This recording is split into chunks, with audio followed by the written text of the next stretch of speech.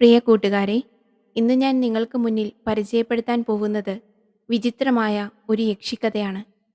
ഈ കഥ നിങ്ങൾക്ക് തീർച്ചയായും വേറിട്ടൊരു അനുഭവമായിരിക്കുമെന്ന് പ്രതീക്ഷിക്കുന്നു. കൂടാതെ ഒരപേക്ഷയുണ്ട്. ഈ കഥ നേരത്തെ വായിച്ചവരുണ്ടെങ്കിൽ ഒന്ന് ക്ഷമിക്കണേ. ഇനിയും വായിക്കാത്തവർക്കായി ഇതിവിടെ സമർപ്പിക്കുന്നു. നമുക്ക് കഥയിലേക്ക് പോകാം. ഒരു ദിവസം എൻ്റെ യക്ഷി എന്നോട് അവൾക്ക് സ്വന്തമായി ഒരു മുറി വേണമെന്ന് ആവശ്യപ്പെട്ടു. ഇതിൽ അസ്വാഭാവികത ഒന്നുമില്ല. കാരണം അവളുടെ കാര്യങ്ങൾ നടക്കാൻ ആവശ്യമായ സ്വാതന്ത്ര്യം ദിലീപിന്റെ കുടിലിൽ ഇല്ലായിരുന്നു. എന്തിനാണ് യക്ഷിക്ക് സ്വന്തമായൊരു മുറിയെന്നും അവളുടെ കർമ്മങ്ങൾ എന്താണെന്നും അറിയുന്നതിന് മുമ്പ് എനിക്ക് എന്നെക്കുറിച്ച് ചിലത് നിങ്ങളോട് പറയാനുണ്ട്. എൻ്റെ പേര് ഉണ്ണികൃഷ്ണൻ നമ്പൂതിരി. എൻ്റെ അച്ഛൻ ബ്രഹ്മദത്തൻ നമ്പൂതിരി നിലമ്പൂരിലെ പ്രഗത്ഭനായ ജ്യോത്സ്യനായിരുന്നു. അദ്ദേഹത്തിൻ്റെ രണ്ടാം വേളിയിൽ ജനിച്ച എന്നെ വളരെയധികം കൊഞ്ചിച്ച് വഷളാക്കിയാണ് വളർത്തിയത്. എൻ്റെ അച്ഛൻ എന്നെ ജ്യോതിഷം പഠിപ്പിക്കാൻ ഒരുപാട് ശ്രമിച്ചു. പക്ഷേ എനിക്കതിൽ താല്പര്യമില്ലായിരുന്നു. ഞാൻ എൻ്റെ സ്വന്തം വിനോദങ്ങളിൽ മുഴുകി. കുട്ടിക്കാലത്ത് തന്നെ എനിക്ക് അച്ഛനെ നഷ്ടപ്പെട്ടു. പിന്നീട് അമ്മയാണ് എല്ലാ പ്രാരാബ്ദങ്ങളും ഏറ്റെടുത്തത്. അമ്മ എന്നെ ഒരുപാട് ലാളിച്ചിരുന്നു. അതുകൊണ്ട് തന്നെ എനിക്ക് ജോലിയൊന്നും ചെയ്യേണ്ടി വന്നില്ല. എല്ലാ ജോലികളും വേലക്കാരാണ് ചെയ്യുന്നത്. ഞാൻ ആഡംബര ജീവിതം നയിച്ചുകൊണ്ടിരുന്നു. കാലം അങ്ങനെ കടന്നുപോയി. അങ്ങനെ ഞാൻ എൻ്റെ യൗവനത്തിലെത്തി. പണം മാത്രമായിരുന്നു എൻ്റെ ലക്ഷ്യം. അമ്മയുടെ ഭാഗത്തു നിന്നും എന്തിനും ഏതിനുമുള്ള സ്വാതന്ത്ര്യവും എനിക്കുണ്ടായിരുന്നു. അതുകൊണ്ടാണ് ഒരു കൂട്ടം താന്തോന്നികൾ എന്നോടൊപ്പം എപ്പോഴും വാലുപോലെ നടന്നിരുന്നത്. എല്ലാത്തരം ധിക്കാരങ്ങളും എൻ്റെ ജീവിതത്തിൻ്റെ അവിഭാജ്യ ഘടകമായി മാറിയിരുന്നു. പെട്ടെന്നൊരു ദിവസം എൻ്റെ ജീവിതത്തിൽ വലിയൊരു മാറ്റമുണ്ടായി. എൻ്റെ ജീവിതം തന്നെ പിടിച്ചുലച്ചു കളഞ്ഞ ഒരു സംഭവം. എൻ്റെ അമ്മ, എന്നെ ഈ ഭൂമിയിൽ ഏറ്റവും കൂടുതൽ സ്നേഹിച്ച എൻ്റെ അമ്മ പെട്ടെന്ന് മരിച്ചുപോയി. ഈ സംഭവത്തിന് ശേഷം എല്ലാ ഉത്തരവാദിത്തവും എൻ്റെ മേൽ വന്നു. പക്ഷേ എന്നിട്ടും ഞാൻ ഒരു അലസനായി തന്നെ ജീവിച്ചു. ഞാൻ എൻ്റെ ഏറ്റവും അടുത്ത പരിചാരകനും സുഹൃത്തുമായ ഗിരിധരനെ എൻ്റെ എല്ലാ ഉത്തരവാദിത്തങ്ങളും ഏൽപ്പിച്ചു. ഉത്സാഹത്തോടെ ഞാൻ ചെയ്യേണ്ടതെല്ലാം അവൻ ചെയ്തു. എൻ്റെ വിശ്വസ്തനായി മാറി. അല്ല, അങ്ങനെ ഞാൻ തെറ്റിദ്ധരിച്ചു. എന്നാൽ കാലക്രമേണ അവൻ്റെ തനിനിറം പുറത്തു വന്നു. അവൻ എൻ്റെ സ്വത്തും പണവും മുഴുവൻ സ്വന്തം പേരിലേക്ക് മാറ്റി. ആദ്യം എന്നെ അയാൾ ഒരു ഡി അഡിക്ഷൻ സെന്ററിൽ കൊണ്ടാക്കി. അവിടെ ഞാൻ ശരിക്കും അകപ്പെട്ടു പോയി. പുറത്തിറങ്ങാൻ കഴിഞ്ഞില്ല. ഏകദേശം 6 മാസത്തോളം അവിടെ കഴിയേണ്ടി വന്നു. ഒരു ദിവസം അവിചാരിതമായി ഒരു അവസരം കിട്ടിയപ്പോൾ ഞാൻ അവിടെ നിന്നും രക്ഷപ്പെട്ട് എങ്ങനെയോ എൻ്റെ നാട്ടിൽ തിരിച്ചെത്തി. ഞാൻ വീട്ടിലേക്ക് വരുമ്പോൾ കണ്ടത് ഗിരിധരൻ എൻ്റെ സ്വത്ത് മുഴുവൻ കൈവശപ്പെടുത്തി എൻ്റെ ഉമ്മറത്തെ ചാരുകസേരയിൽ കാറ്റുകൊണ്ട് ഇരിക്കുന്നതായിരുന്നു. ഇത് കണ്ടപ്പോൾ എനിക്ക് ദേഷ്യവും സങ്കടവും എല്ലാം കൂടി വന്നു. ഡി അഡിക്ഷൻ സെന്ററിലെ ജീവിതം എന്നെയാകെ മാറ്റിയിരുന്നു. വസ്ത്രങ്ങൾ മുഷിഞ്ഞു ചുളുങ്ങി നാറ്റം പുറത്തു വരുന്നുണ്ടായിരുന്നു. പക്ഷേ എന്നെ കണ്ടയുടനെ തന്നെ ഗിരിധരൻ എന്നെ തിരിച്ചറിഞ്ഞു. പക്ഷെ അവൻ പേടിച്ചു വിറച്ചില്ല. പകരം എന്നെ നേരിടാൻ സജ്ജനായിരുന്നു. അവൻ എന്നെ എൻ്റെ വീട്ടിലെ ഉലക്ക കൊണ്ട് തന്നെ അടിച്ചോടിക്കാൻ ശ്രമിച്ചു. പക്ഷേ 5-6 മാസത്തെ ദുരിതം പിടിച്ച ജീവിതം എന്നെ വളരെ ക്ഷീണിതനാക്കിയിരുന്നു. അതുകൊണ്ട് ഉലക്ക കൊണ്ടുള്ള അടി ഒരുപാട് സഹിക്കാൻ എനിക്ക് കഴിഞ്ഞില്ല. ഒരു നല്ല അടി കൊണ്ടത് എൻ്റെ തലയ്ക്കായിരുന്നു. ബോധം പോകുമ്പോൾ എന്നെ അവനൊരു പായയിൽ കെട്ടിയ ശേഷം പുഴയിലേക്ക് എറിയുന്നതാണ് കണ്ടത്. ഞാൻ കരുതിയത് അതോടെ എൻ്റെ കഥ കഴിഞ്ഞു എന്നാണ്. പക്ഷേ എനിക്ക് പൂച്ചയുടെ ജന്മമാണ്. അവൻ അടിച്ചു പുഴയിലെറിഞ്ഞിട്ടും ഞാൻ മരിച്ചില്ല. ഞാനൊരു ശ്മശാന തീരത്തേക്ക് ഒഴുകാൻ തുടങ്ങി. ഒരു പാറയിൽ തട്ടിക്കിടന്ന എന്നെ ഒരു പാവം മനുഷ്യൻ രക്ഷിച്ചു. ദിലീപ്. അവിടെയുള്ള ശ്മശാന ജോലിക്കാരനായിരുന്നു ദിലീപ്. അവൻ എന്നെ രക്ഷിച്ചു തൻ്റെ കുടിലിലേക്ക് കൊണ്ടുപോയി. കിടക്കാനിടവും കഴിക്കാൻ ഭക്ഷണവും തന്നു. എല്ലാത്തിനുമുപരി ചത്ത എൻ്റെ മനസ്സിൽ വീണ്ടും ജീവിക്കാൻ പ്രേരിപ്പിച്ചു. അവൻ്റെ ജീവിതമാണ് എന്നെ ഒരു മനുഷ്യനാക്കിയത്. അല്പം സുഖം പ്രാപിച്ച ശേഷം എനിക്കും ഒരു വരുമാനമാർഗം ആവശ്യമാണെന്ന് തോന്നിപ്പിച്ചു. മര്യാദയ്ക്ക് ഒരു കല്ല് പോലും ചുമക്കാൻ എനിക്കറിയില്ലായിരുന്നു. അതിനാൽ ഞാൻ ഭാരപ്പെട്ട ജോലിക്ക് പോകാൻ ഒരുമ്പെട്ടില്ല. ഞാൻ അച്ഛനെ മനസ്സിൽ ധ്യാനിച്ച് കുലത്തൊഴിൽ തന്നെ ഏറ്റെടുക്കാൻ തീരുമാനിച്ചു. ആത്മാർത്ഥമായിട്ടല്ല, എന്നാലും കാശുണ്ടാക്കാൻ എളുപ്പം ഇതാണെന്ന് എനിക്ക് തോന്നിയതുകൊണ്ടാണ്.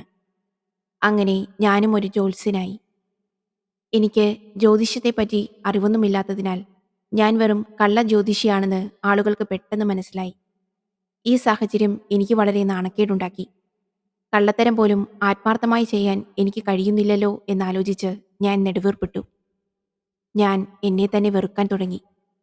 ഉള്ളിൽ എവിടെയോ കുറ്റബോധവും ഉണ്ടായിരുന്നു. ഞാനെൻ്റെ അച്ഛൻ്റെ പേര് നശിപ്പിക്കുകയാണെന്ന് എനിക്ക് തോന്നിത്തുടങ്ങി. ഇത്രയും മഹാനമായ ജ്യോതിഷിയുടെ മകനായിട്ടും എന്നെ കള്ളജ്യോതിഷി എന്ന് വിളിക്കുന്നതോർത്ത് ഞാൻ വല്ലാതെ അസ്വസ്ഥനാകാൻ തുടങ്ങി.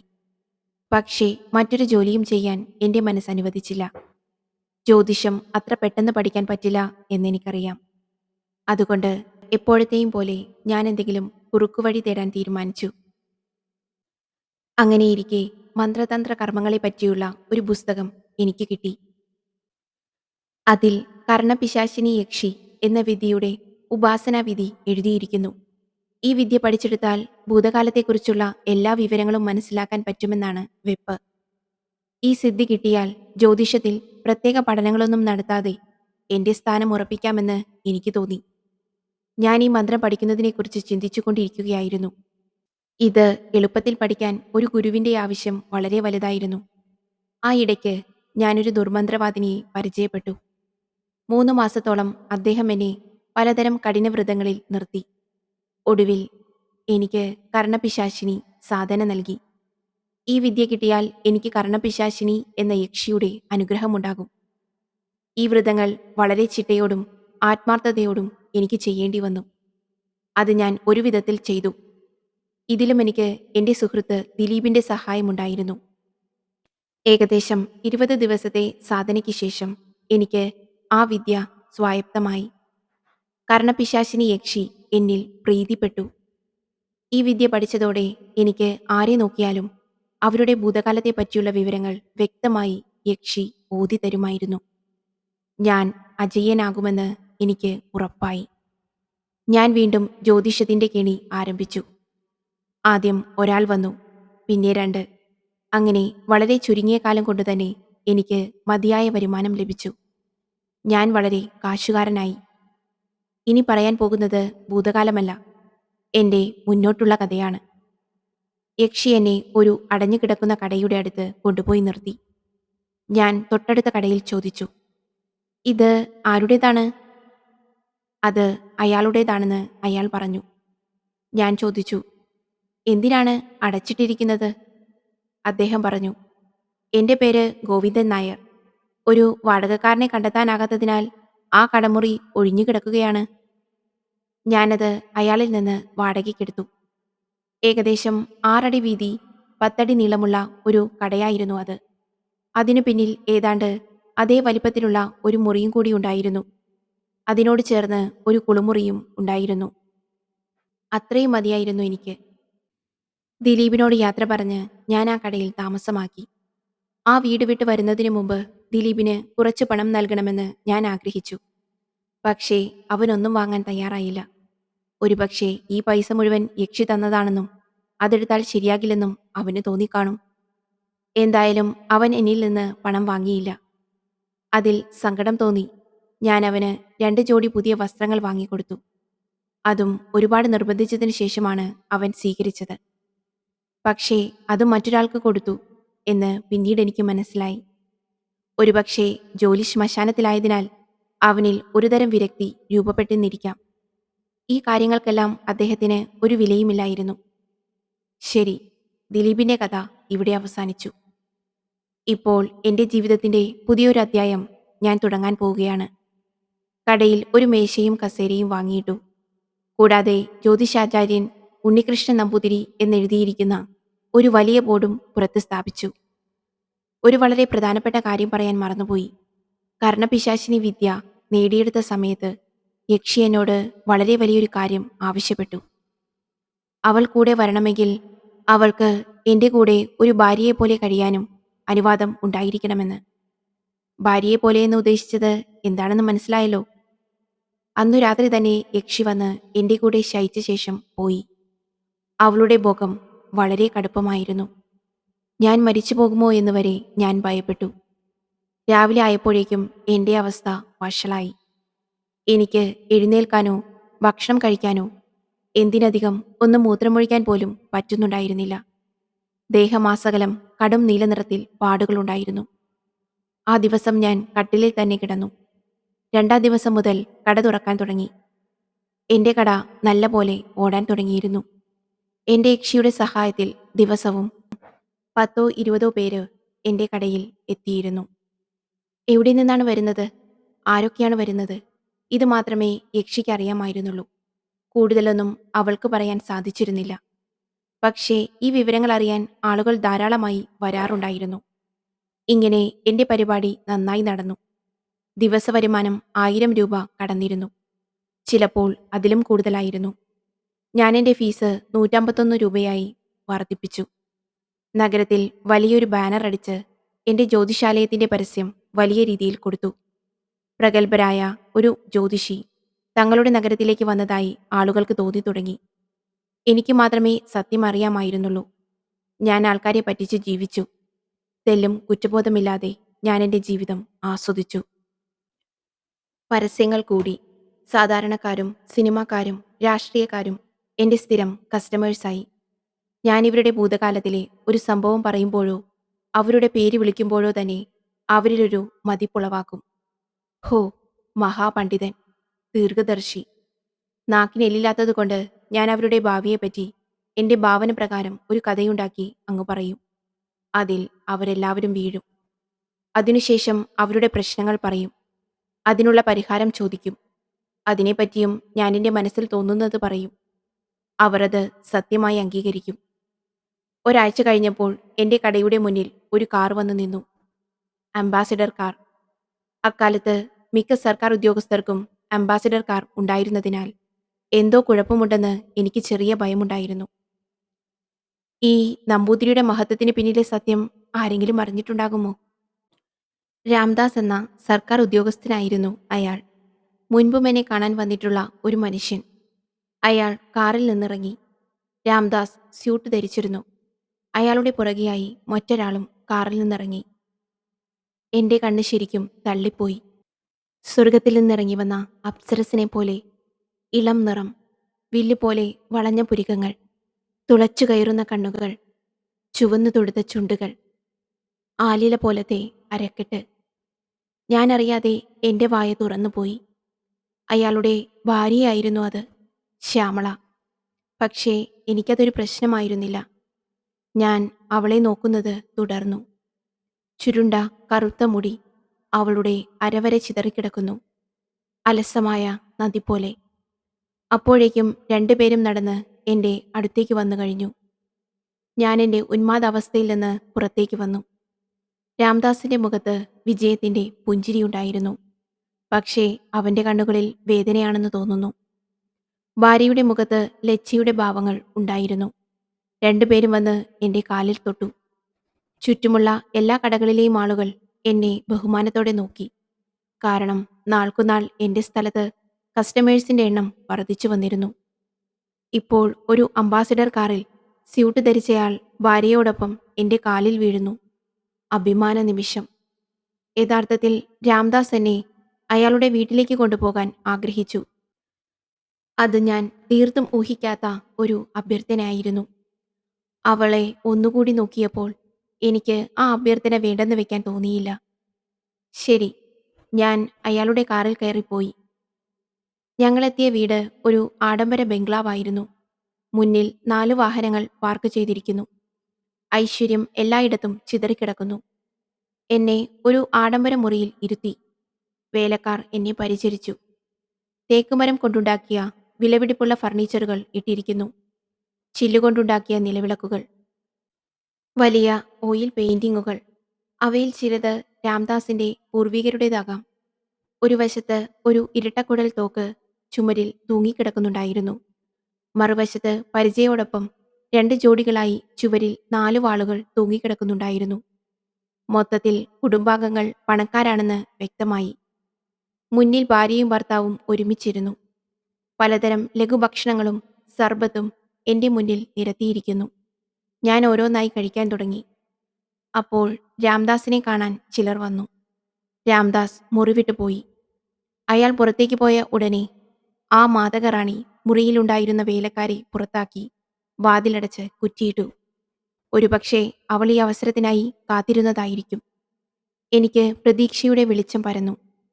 ഇനിയെന്താ സംഭവിക്കാൻ പോകുന്നതെന്ന് എനിക്ക് പിടിയില്ലായിരുന്നു. ഞാൻ വളരെ ധീരനാണെന്ന് കാണിക്കുന്നുണ്ടെങ്കിലും ഉള്ളിൻ്റെയുള്ളിൽ പേടിച്ച് ബോധം പോവാൻ ആയെന്ന് ആർക്കും അറിയില്ലല്ലോ. ഇവൾക്കിപ്പോൾ എന്നെ എന്തും ചെയ്യാം. ഞാൻ ഉമിനീരിറക്കി. കൈ വിറയ്ക്കാൻ തുടങ്ങി. അവൾ അടുത്തിരുന്നു. എന്റെ ചങ്കിടിപ്പ് എനിക്ക് കേൾക്കാം. അവൾ എന്നെ കെട്ടിപ്പിടിക്കാൻ തുടങ്ങുമെന്ന് കരുതിയ നിമിഷം അവൾ എന്റെ കാലിൽ പിടിച്ച് കരയാൻ തുടങ്ങി. ഇവിടെ എന്താണ് സംഭവിക്കുന്നത്? അടച്ചിട്ട മുറി. അതിൽ സുന്ദരിയായ ഒരു യുവതി കാലിൽ പിടിച്ച് കരയുന്നു. ഞാൻ എന്താണ് ചെയ്യേണ്ടതെന്ന് എനിക്ക് മനസ്സിലായില്ല. ഞാൻ കൈകൂപ്പി പറഞ്ഞു, നിങ്ങൾ എന്നോട് പറയൂ, ഞാൻ നിങ്ങൾക്ക് എന്തു ചെയ്യണമെന്ന്. അവൾ പറഞ്ഞു തുടങ്ങി. നിങ്ങൾക്ക് മാത്രമേ എന്നെ രക്ഷിക്കാൻ കഴിയൂ. നിങ്ങൾ കാരണമാണ് അദ്ദേഹം ആദ്യം എന്റെ ജീവൻ രക്ഷിച്ചത്. അതിനിടയ്ക്ക് എനിക്കൊരു അബദ്ധം പറ്റി. ഞാൻ ഒരാളോടൊപ്പം ഒളിച്ചോടിപ്പോയി. പക്ഷേ എനിക്ക് തിരിച്ചു വരേണ്ടി വന്നു. ഇനി നിങ്ങൾ എന്തെങ്കിലും ചെയ്ത് അദ്ദേഹം എന്നെ തിരികെ സ്വീകരിക്കുന്ന തരത്തിൽ ആക്കി തരണം. എന്തു വേണമെങ്കിലും ഞാൻ തരാം. എന്നിട്ട് അവളൊന്ന് പുഞ്ചിരിച്ചു. അതിനുശേഷം അവൾ തന്റെ ബ്ലൗസിന്റെ ഇടയിൽ നിന്നും 100 രൂപയുടെ ഒരു കെട്ടെടുത്ത് എനിക്ക് തന്നു. ഞാനത് എന്റെ ബാഗിലേക്ക് വെച്ചു. എന്നിട്ട് ചോദിച്ചു, നീ എന്തിനാണ് ഓടിപ്പോയത്? അവൾ പറഞ്ഞു, മാധവ് എന്റെ വിവാഹത്തിന് മുമ്പുള്ള കാമുകനായിരുന്നു. ആ കാരണത്താൽ ഞാൻ അവനോടൊപ്പം ഒളിച്ചോടി. ഞങ്ങൾ രണ്ടുപേരും ഇവിടെ നിന്ന് മുംബൈയിലേക്ക് ഓടിപ്പോകാൻ ഒരുങ്ങുകയായിരുന്നു. എന്നാൽ പെട്ടെന്ന് അദ്ദേഹത്തിന്റെ ആൾക്കാർ എത്തി. മാധവിന്റെ എല്ലുകൾ ഒടിഞ്ഞു പോകും വിധം അവനെ അടിച്ചു പപ്പടമാക്കി. എന്നിട്ട് അവനെ ഒരു പുഴയിൽ വലിച്ചെറിഞ്ഞു. എനിക്കും ഒരുപാട് അടി കിട്ടി. ഞാൻ ചോദിച്ചു, നീ വീണ്ടും ആരുടെയെങ്കിലും കൂടെ ഒളിച്ചോടാൻ ആലോചിക്കുമോ? അവൾ കൈകൂപ്പി മറുപടി പറഞ്ഞു, ഈ ഒരൊറ്റ അനുഭവം മതി എനിക്ക്. ഇനി ഇങ്ങനെയൊന്നും ചെയ്യില്ല. ഞാൻ പറഞ്ഞു, ശരി, ഞാൻ ശ്രമിക്കാം. ശ്യാമള എന്നെ ഒന്ന് പ്രതീക്ഷയോടെ നോക്കിയിട്ട് വാതിൽ തുറന്നു. കുറച്ചു കഴിഞ്ഞപ്പോൾ രാംദാസും തിരിച്ചു വന്നു. ശ്യാമളയോടുള്ള വെറുപ്പ് അയാളുടെ കണ്ണുകളിൽ തെളിഞ്ഞു. അയാൾ വന്നയുടനെ ശ്യാമള എഴുന്നേറ്റു. രാംദാസ് അവിടെ നിന്ന് പോകാനുള്ള ആംഗ്യം കാണിച്ചു. ശ്യാമള പുറത്തേക്ക് പോയി. രാംദാസ് വാതിലടയ്ക്കാൻ പറഞ്ഞു. ജോലിക്കാരൻ വാതിലടച്ചു. ഇപ്പോൾ ഞങ്ങൾ രണ്ടുപേരും ആ മുറിയിൽ തനിച്ചായിരുന്നു. രാംദാസ് തന്റെ പോക്കറ്റിൽ നിന്ന് 100ന്റെ 2 കെട്ടുകളെടുത്ത് എന്റെ മുന്നിൽ വെച്ചുകൊണ്ട് കൂപ്പുകൈകളോടെ പറഞ്ഞു, നിങ്ങൾ എന്റെ അഭിമാനം സംരക്ഷിച്ചു. ഈ പെണ്ണിനെ ഞാൻ അപ്പോൾ തന്നെ കൊല്ലുമായിരുന്നു. പക്ഷേ ഞാൻ നിങ്ങൾക്ക് വാക്കു തന്നിരുന്നു അവളെ ഒന്നും ചെയ്യില്ലെന്ന്. അതുകൊണ്ട് മാത്രം ഞാൻ വെറുതെ വിട്ടു. അയാൾ കസേരയിൽ നേരെ ഇരുന്നു കൊണ്ട് തുടർന്നു. ആ തെണ്ടിയെ ഞാൻ ശരിക്കും പെരുമാറിയിട്ടുണ്ട്. പക്ഷേ ഇപ്പോൾ അവളെ എൻ്റെ കൂടെ നിർത്താൻ എനിക്ക് ഇൻട്രസ്റ്റ് ഇല്ല. അവളെ വീട്ടിൽ നിന്ന് പുറത്താക്കിയാലോ എന്ന് ആലോചിക്കുക. നിങ്ങൾ പറഞ്ഞത് പ്രകാരം എൻ്റെ ഭാഗ്യം അവളാണല്ലോ. അതുകൊണ്ട് നിങ്ങളോട് ആലോചിക്കാതെ ഒരു തീരുമാനമെടുക്കാൻ ഞാൻ ആഗ്രഹിക്കുന്നില്ല. ഞാൻ എന്താണ് ചെയ്യേണ്ടതെന്ന് പറയൂ. ആകെ ആശയക്കുഴപ്പത്തിലായല്ലോ. ആ സ്ത്രീ അത്ര നല്ലവളല്ലെന്ന് എനിക്കറിയാം. പക്ഷെ അവൾക്ക് നന്നാകണമെന്ന് അതിയായ ആഗ്രഹമുണ്ട്. തെറ്റുതിരുത്താൻ അവസരം കൊടുക്കണമല്ലോ. കണ്ണുകളടച്ച് എന്റെ യക്ഷിയെ ഒന്ന് ധ്യാനിച്ചപ്പോൾ രാംദാസ് സൽഗുണ സമ്പന്നനാണെന്നും എന്നാൽ കുട്ടികൾ ഉണ്ടാവില്ലെന്നും ഞാൻ മനസ്സിലാക്കി. ഇത് അയാൾക്കും അറിയാം. ശ്യാമള ഗർഭിണിയാണെന്നും യക്ഷി എന്നോട് പറഞ്ഞു. 10 ദിവസമേ ആയിട്ടുള്ളൂ. അതുകൊണ്ട് അവൾക്ക് പോലും അത് മനസ്സിലായിട്ടില്ല. ഈ പ്രശ്നം എങ്ങനെ പരിഹരിക്കുമെന്ന് ഞാൻ ചിന്തിച്ചു. ഗർഭിണിയായ സ്ത്രീയെ വീട്ടിൽ നിന്ന് പുറത്താക്കിയാൽ ശരിയാകില്ല. ഇയാളെ ഒന്ന് കൺവിൻസ് ചെയ്യണം. അതുകൊണ്ട് ഞാൻ കുറച്ച് ഷോ ഇറക്കാൻ തീരുമാനിച്ചു. ഞാൻ കുറച്ച് അഭിനയിച്ചുകൊണ്ട് ആകാശത്തേക്ക് നോക്കി. ശേഷം അവിടെയും ഇവിടെയും കൈവീശി. എന്നിട്ട് റൂമിൽ കയറി അങ്ങോട്ടും ഇങ്ങോട്ടും നടക്കാൻ തുടങ്ങി. കുറച്ചു കഴിഞ്ഞപ്പോൾ വന്നു പത്മാസനത്തിലിരുന്നു. കണ്ണുകളടച്ചു. ഉറക്കെ ചിരിച്ചു. രാംദാസും എൻ്റെ ഈ അസ്വാഭാവിക പ്രവൃത്തിയിൽ ഭയന്നുപോയി. വിചിത്രമായ കാര്യങ്ങൾ ചെയ്യുന്നവരെ നാം ഭ്രാന്തനാണെന്ന് വിചാരിക്കും. എന്നാൽ ഒരു ജ്യോതിഷി ഇതൊക്കെ ചെയ്താൽ അയാൾ മഹാനാണെന്ന് കരുതും. ഞാൻ കണ്ണു തുറന്ന് അയാളോട് പറഞ്ഞു, രാംദാസ്, നിങ്ങൾ യാഥാർത്ഥ്യം മനസ്സിലാക്കണം. നിങ്ങൾക്ക് കുട്ടികളെ ഉൽപ്പാദിപ്പിക്കാനുള്ള കഴിവില്ല. ഞാൻ പറയുന്നത് കേട്ട് രാംദാസ് എൻ്റെ കാലിൽ പിടിച്ചു പറഞ്ഞു, ദൈവമേ, ഇതിനെന്തെങ്കിലും പരിഹാരം പറയൂ. ഞാൻ സമ്പാദിച്ചതെല്ലാം ഞാൻ ആർക്കു കൊടുക്കും? ഞാൻ വീണ്ടും കണ്ണുകൾ അടച്ചു പറഞ്ഞു. പരിഹാരമുണ്ടാക്കാം. പക്ഷേ അതിന്ന് തന്നെ ചെയ്യണം. ഞാൻ സർബത്തിന്റെ ഗ്ലാസ് എടുത്ത് എന്റെ 2 കൈപ്പത്തികൾക്കിടയിൽ വെച്ച് അങ്ങോട്ടും ഇങ്ങോട്ടും ഉരുട്ടാൻ തുടങ്ങി. രാംദാസ് പ്രതീക്ഷയോടെ എന്റെ കാൽക്കലിരുന്നു. എന്റെ ഈഗോ തൃപ്തിപ്പെട്ടു തുടങ്ങിയിരിക്കുന്നു. ശരിയായ നീക്കം നടത്തിയാൽ ഈ അവസരം മുതലെടുക്കാമെന്ന് ഞാൻ മനസ്സിലാക്കി. വന്ന് 1 മണിക്കൂറാകും മുമ്പ് എന്റെ ബാഗിൽ 30,000 രൂപ കിടക്കുന്നു.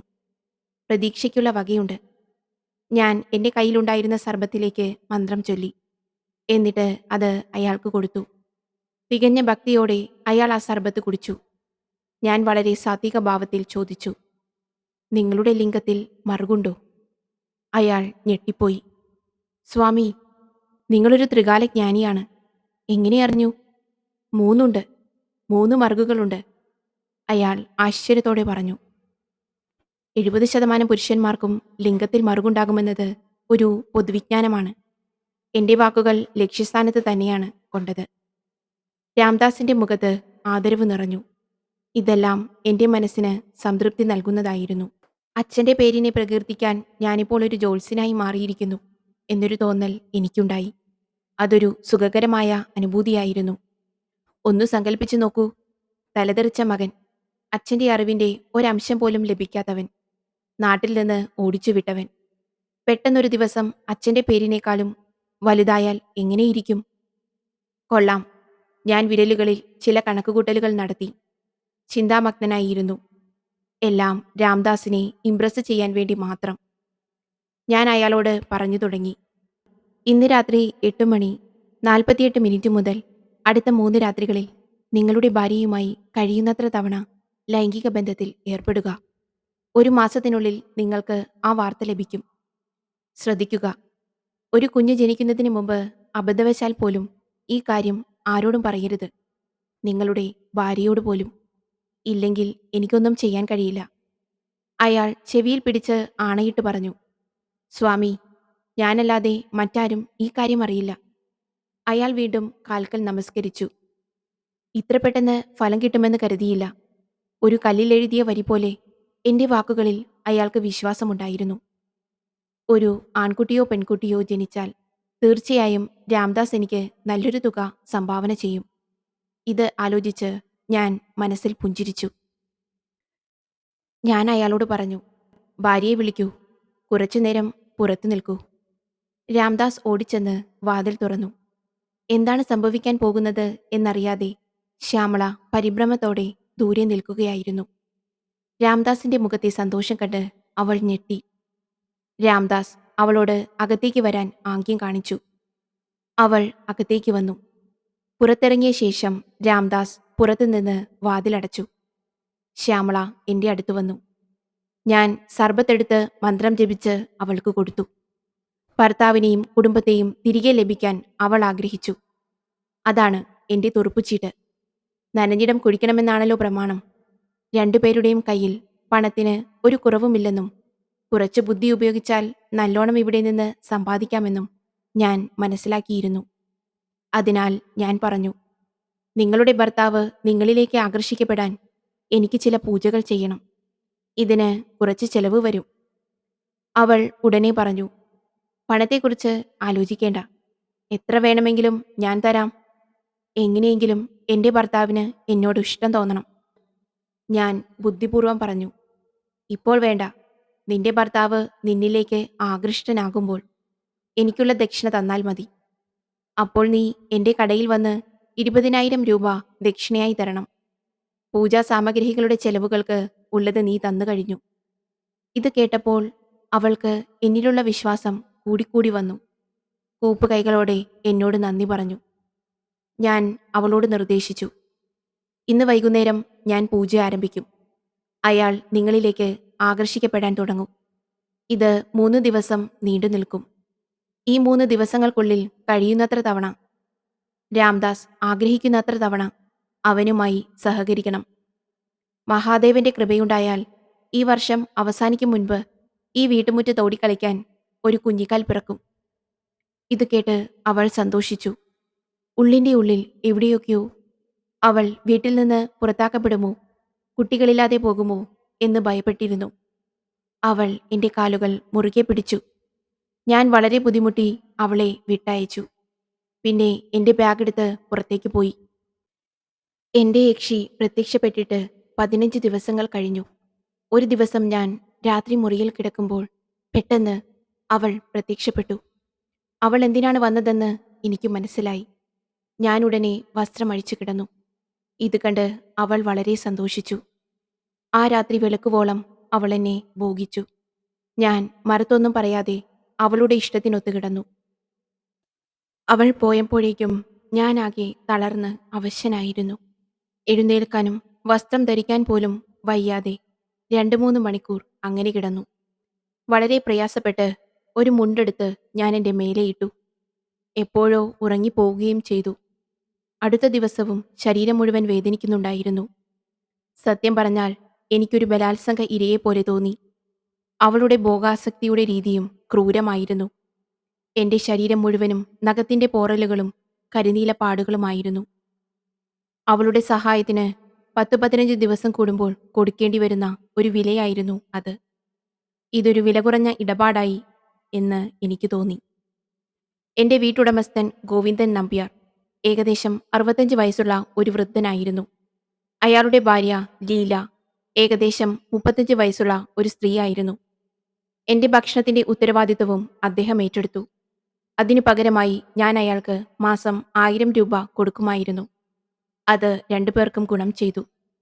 എനിക്കിപ്പോൾ പാചകം ചെയ്യേണ്ടതില്ല. അവർക്ക് കുറച്ചധിക വരുമാനവും കിട്ടും. ഒരു ദിവസം ഞാൻ വിശ്രമിക്കുമ്പോൾ വീട്ടുടമസ്ഥന്റെ ഭാര്യ എനിക്ക് ഭക്ഷണം കൊണ്ടുവന്ന് തന്നു. പൊതുവെ രാവിലെ മുതൽ വൈകുന്നേരം വരെ ആളുകൾ എൻ്റെ കടയിൽ വരും. അതുകൊണ്ട് അവൾ എപ്പോൾ എന്നെ ഭക്ഷണം കഴിക്കാൻ വിളിക്കുമ്പോഴും ഞാൻ വേഗം കഴിച്ചിട്ട് വരും. ഒരു കസ്റ്റമർ പോലും മിസ്സാകാതിരിക്കാൻ. അന്ന് അവിടെ ആരുമില്ലായിരുന്നു. അതുകൊണ്ട് ഞാൻ ആസ്വദിച്ച് ഭക്ഷണം കഴിക്കുകയായിരുന്നു. ഏറെ നാളുകൾക്ക് ശേഷം സുഖമായിരുന്ന് ഭക്ഷണം കഴിക്കാൻ കിട്ടിയ അവസരമായിരുന്നു അത്. അവൾ ചൂടോടെ ചപ്പാത്തി ചുട്ടുകൊണ്ട് തന്നു. ലീല നല്ലൊരു കുക്കായിരുന്നു. എൻ്റെ ഭക്ഷണം കഴിഞ്ഞപ്പോൾ അവൾ എഴുന്നേൽക്കും മുമ്പ് അവൾ എന്നോട് പറഞ്ഞു, എനിക്ക് നിങ്ങളോട് ഒരു കാര്യം സംസാരിക്കണം. ഞാൻ പറഞ്ഞു, സംസാരിച്ചോളൂ.